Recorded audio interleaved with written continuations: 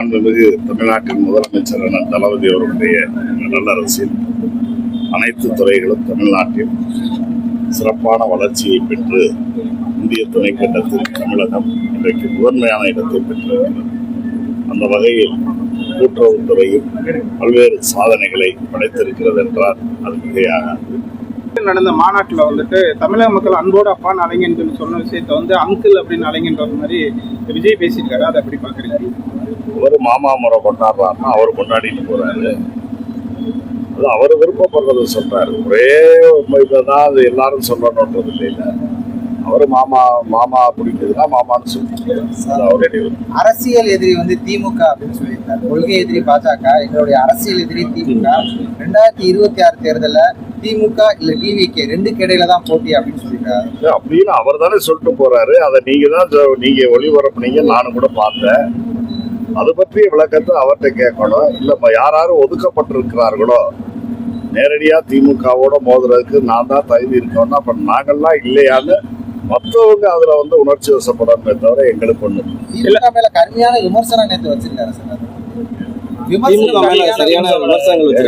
அதாவது ஒரு ஆளுங்கட்சியை எதிர்கட்சிகள் விமர்சிக்கத்தான் செய்வாங்க.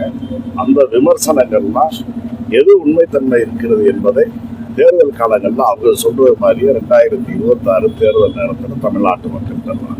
அவர் தற்போதுதான் அரசியலுக்கு வர்றாரு. அரசியல் உங்களுக்கு நிறைய அனுபவங்கள் நிறைய இருக்கு. அவர் இப்ப பேசுறது அவர்கிட்ட தான் கேட்கணும் அப்படின்றது மாதிரி சொல்றீங்க. உங்க அனுபவ ரீதியா எப்படி பாக்குறீங்க? எங்களை பொறுத்தவரை அவர் சொல்றதுக்கெல்லாம் நாங்க பதில் சொல்லணும்னா அதுக்குன்னு எங்களுக்கு தனியா இருக்கு. என்னை பொறுத்தவரையில நான் மாண்புமிகு அமைச்சர்களுடைய அமைச்சரவையில ஒரு அமைச்சர், நாங்க முதலமைச்சருக்கு கட்டுப்பட்டோம். அடுத்து நான் ஒரு மாவட்ட செயலாளர். எங்க இதுல இருக்கிற மாவட்ட செயலாளர்கள் பலர் இருக்காங்க, 70 அதுல நான் ஒருத்தர்.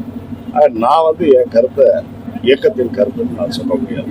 இதை பத்தியெல்லாம் விரிவா தெளிவா சொல்லணும்னா தலைவர் சொல்லுவாங்க, தலைமை கழகத்துல நிர்வாகிகள் சொல்லுவாங்க. அவர் பேசினாரு, இவர் பேசுறாருன்னு அதுக்கெல்லாம் நான் சொல்லிக்கிட்டு இருந்தா அது நல்லா இருக்கு.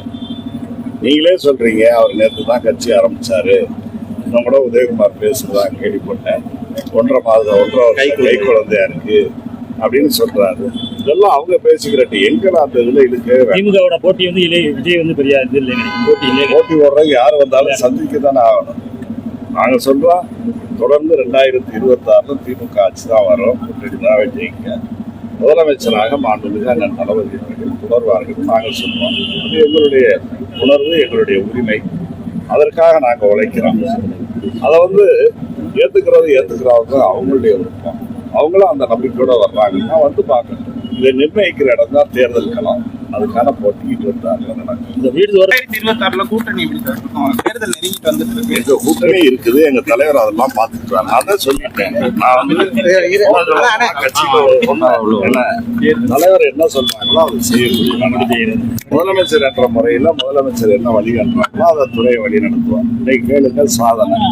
இன்னைக்கு அமித்ஷா அவர்கள் உள்துறை அமைச்சரா இருக்கிறவர். உள்துறை அமைச்சரா இருக்கிறவங்க யாரும் இதுவரை கூடுதல் பொறுப்புகள் வச்சதில்லை. ஆனா அவரு மாண்புமிகு மத்திய உள்துறை அமைச்சர், கூட்டுறவுத்துறையினுடைய அமைச்சராகவும் இருக்கிறாரு. அப்படின்னாக்க அவருக்கு இந்த துறையில் ஒரு ஆர்வம்.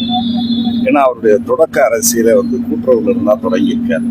அதனால வேளாண் துறையிலிருந்து கூட்டுறவை பிரிச்சு அவருடைய காலத்துலதான் உருவாக்கி அதையே இன்றைக்கு அந்த துறையினுடைய அமைச்சகத்தினுடைய பொறுப்பையும் அவரே அமைச்சரா இருந்து பார்க்கிறாரு. அவரே பாராட்டுறாரு. தமிழ்நாட்டுல கூட்டுறவுத்துறையினுடைய செயல்பாடு சிறப்பா இருக்குதுன்னா மாற்றான் தோட்டத்து மல்லிகைக்கு மனம் ஒன்றுங்கிறத அவரே ஏத்துக்கிட்டாரு. எதிரியே பாராட்டு. ஆமா, பாராட்டுறது மட்டும் இல்ல, சான்றிதழ் தந்திருக்காங்க. 5 அவார்டு லாஸ்ட் இயர்லாம் கிடைச்சு. அதுதான் அது